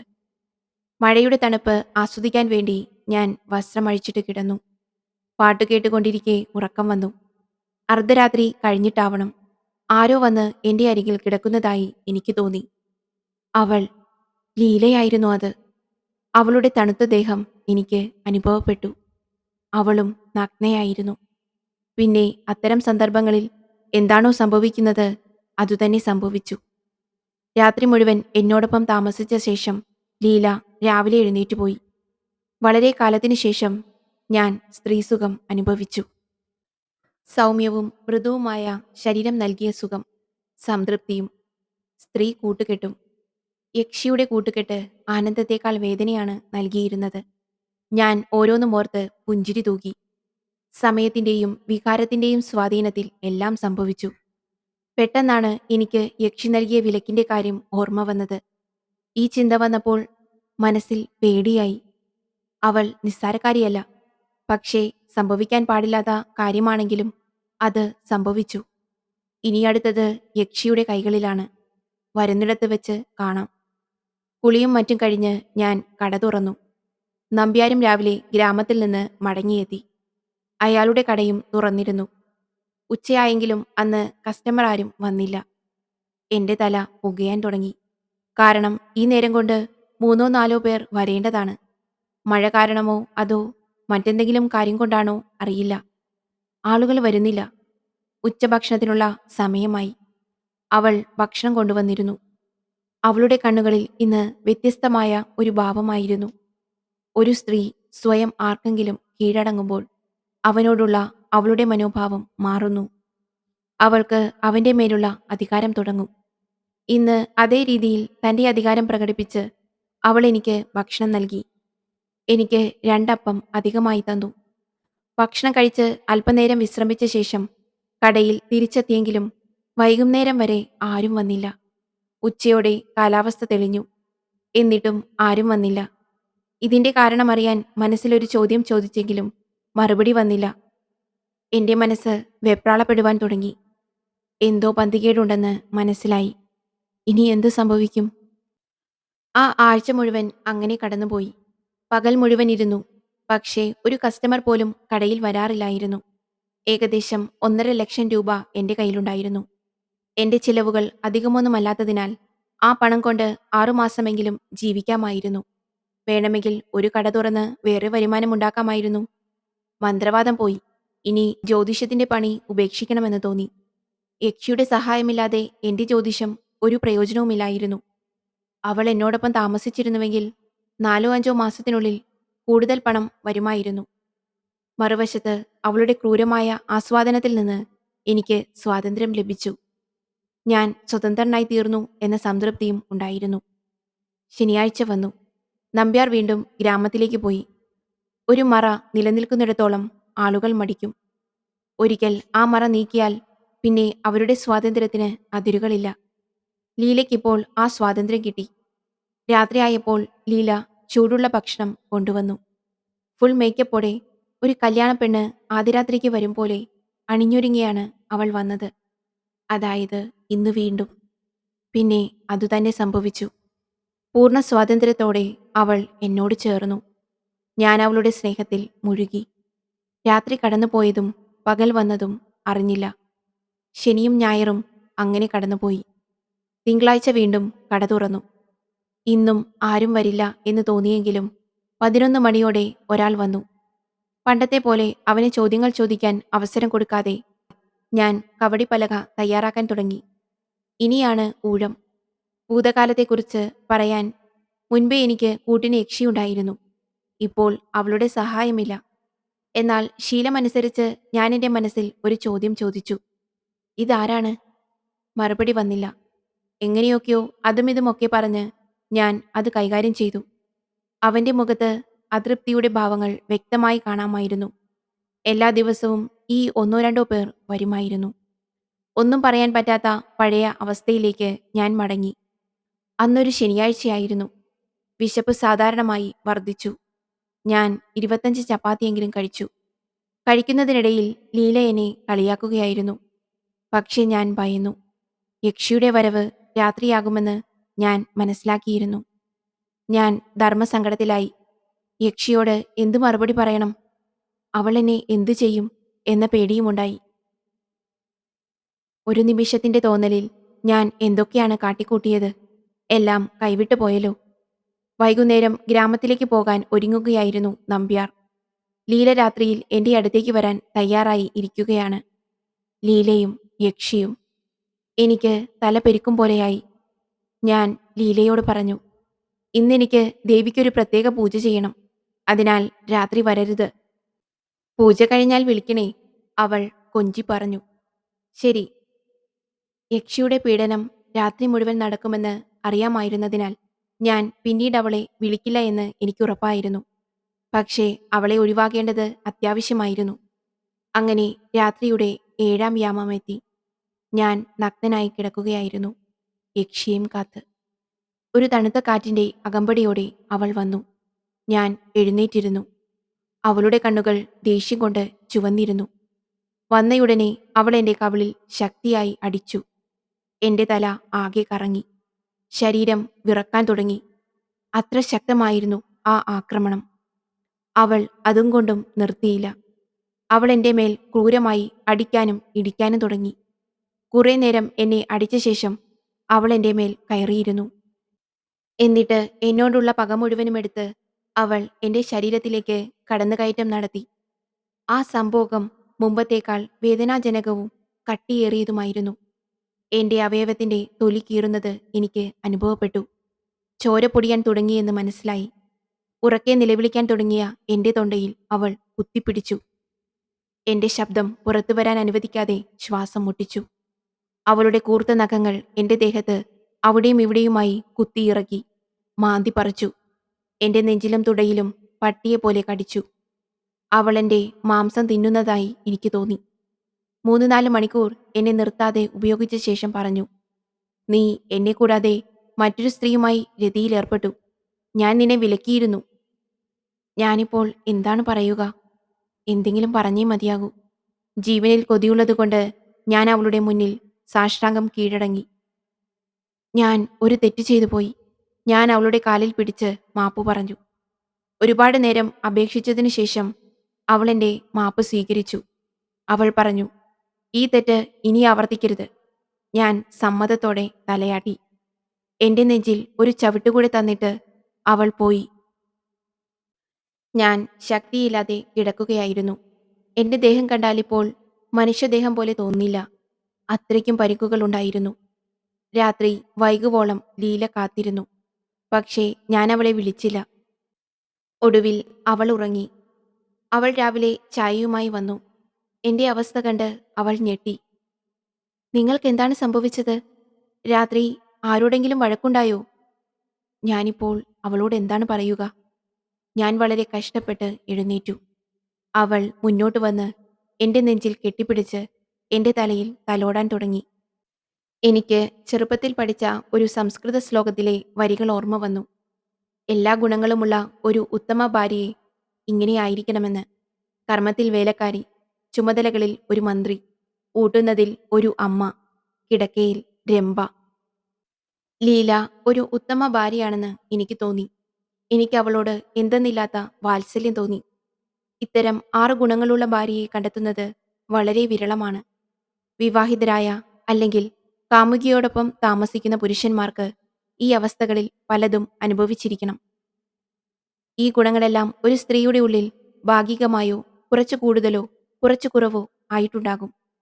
ലീലയും എനിക്ക് ദിവസവും ഭക്ഷണം തന്നിരുന്നു. എന്നെ പരിപാലിക്കുന്നതിനോടൊപ്പം ശരീരസുഖവും തരുന്നുണ്ടായിരുന്നു. അതുകൊണ്ട് തന്നെ അവളോടുള്ള എന്റെ വികാരം ഒരു ഭാര്യയെപ്പോലെ ആയി മാറിയിരുന്നു. അവൾ എന്റെ തലയിൽ കൈവച്ചപ്പോൾ ഞാൻ വിഷമം അടക്കാനാവാതെ പൊട്ടിക്കരഞ്ഞു. പ്രതികൂല സാഹചര്യങ്ങളിലും ധൈര്യം കാണിക്കാനാണ് മിക്ക പുരുഷന്മാരും ശ്രമിക്കുന്നത്. എന്നാൽ ഭാര്യയുടെ അമ്മരൂപം മുന്നിൽ വരുമ്പോൾ അവരുടെ ഉള്ളിലെ കരച്ചിൽ പുറത്തു വരുന്നു. ഞാൻ കരയുന്നത് കണ്ട് അവൾ എന്നെ കെട്ടിപ്പിടിച്ചു. അവൾ എന്നെ കെട്ടിപ്പിടിച്ചപ്പോൾ ഞാൻ അവളെയും കെട്ടിപ്പിടിച്ചു. ഒരുപാട് നേരം കരഞ്ഞതിന് ശേഷം ഞാൻ ശാന്തനായി. അവൾ എന്നോട് വീണ്ടും വീണ്ടും ചോദിക്കാൻ ശ്രമിച്ചു. പക്ഷേ രാത്രിയിലെ അനുഭവത്തിന് ശേഷം എനിക്കൊന്നും പറയാൻ തോന്നിയില്ല. ഞാൻ അവളെ ഒഴിവാക്കാൻ ശ്രമിച്ചുകൊണ്ടിരുന്നു. അവൾ എന്നോട് വീണ്ടും വീണ്ടും ചോദിച്ചു. കുറേ നേരം അവളോട് ഒന്നും പറയാതെ വന്നപ്പോൾ അവൾ ദേഷ്യപ്പെട്ടു പോയി. കുറച്ചു നേരം കഴിഞ്ഞപ്പോൾ അവൾ ചായ കൊണ്ടുവന്ന് തന്നു. ഞാൻ ചായ കുടിച്ച് അതേ അവസ്ഥയിൽ വീണ്ടും കിടന്നു. കാരണം നിൽക്കാനുള്ള ശക്തി എൻ്റെ ശരീരത്തിനില്ലായിരുന്നു. സംസ്കൃതത്തിൽ ഒരു ശ്ലോകമുണ്ട്. അതിൻ്റെ ആദ്യ വരി: പണത്തിനായി കൊതിക്കുന്ന മനുഷ്യന് സന്തോഷവും ഉറക്കവുമില്ല. ജോലി ചെയ്യാൻ ഉത്സുകനായ ഒരാൾക്ക് ഭയവും ലജ്ജയുമില്ല. ഇതാണ് യാഥാർത്ഥ്യം. നമുക്ക് ചുറ്റും പല അസഹ്യമായ സംഭവങ്ങളും ജനിപ്പിക്കുന്നത് ഇതിനാലാണ്. ഏകദേശം അരമണിക്കൂറിനു ശേഷം അവൾ തിരിച്ചെത്തി. ഇത്തവണ അവൾ പൂർണ്ണ നഗ്നയായിട്ടാണ് വന്നത്. അവൾ വന്ന് എന്നെ കെട്ടിപ്പിടിച്ചു. അപ്പോൾ വികാരങ്ങളുടെ തീവ്രത വർദ്ധിച്ചുകൊണ്ടിരുന്നു. യക്ഷിയുടെ കാര്യം മുഴുവനും മറന്നു ഞാൻ. ലീലയോട് രതിയിലേർപ്പെട്ടു. എൻ്റെ വായിൽ നിന്നും സകല സത്യങ്ങളും ലീല അറിഞ്ഞു. യക്ഷിയുടെ കാര്യവും എൻ്റെ ഗുരുവായ ദുർമന്ത്രവാദിയുടെ കാര്യങ്ങളും എല്ലാം. അങ്ങനെ ചെയ്യുന്നതിൽ നിന്ന് യക്ഷി എന്നെ കർശനമായി വിലക്കിയ കാര്യം ഞാൻ മനഃപൂർവ്വം മറന്നു. ശരിയാണ്, എനിക്ക് തെറ്റ് സംഭവിച്ചു. ഞായറാഴ്ച പകൽ മുഴുവൻ ഇതേ രീതിയിൽ തന്നെ കടന്നുപോയി. യക്ഷി ഒരിക്കൽ ക്ഷമിച്ചു. അതിനാൽ അവൾ എന്നോട് ഇനിയും ക്ഷമിക്കും എന്ന് ഞാൻ വിചാരിച്ചു. ഞാൻ വീണ്ടും ക്ഷമാപണം നടത്താം. പ്രശ്നം പരിഹരിക്കപ്പെടും. ഒന്നുമില്ലെങ്കിലും അവളൊരു സ്ത്രീയല്ലേ. സ്ത്രീ ദേവിയാണ്, ലോലഹൃദയയാണ്. എന്നാൽ അടുത്തതായി എന്താണ് സംഭവിക്കാൻ പോകുന്നതെന്ന് എനിക്കറിയില്ലായിരുന്നു. ഞായറാഴ്ച വൈകുന്നേരമാണ് നമ്പ്യാർ വീട്ടിൽ തിരിച്ചെത്തിയത്. ഇനി ലീല വരില്ലല്ലോ എന്നൊരു സമാധാനം എനിക്കും കിട്ടി. ഭക്ഷണവും മറ്റും കഴിഞ്ഞ് സുഖമായി ഞാൻ ഉറങ്ങി. പക്ഷേ രാത്രിയിൽ യക്ഷി വന്നു. പ്രിയ കൂട്ടുകാരെ, തൽക്കാലം ഈ കഥ ഇവിടെ നിർത്തുകയാണ്. അടുത്ത ദിവസങ്ങളിൽ ഈ കഥയുടെ അവസാന ഭാഗം വരുന്നതായിരിക്കും. ഏവരും തുടർന്ന് കാണുമെന്ന് പ്രതീക്ഷിക്കുന്നു. Thank you.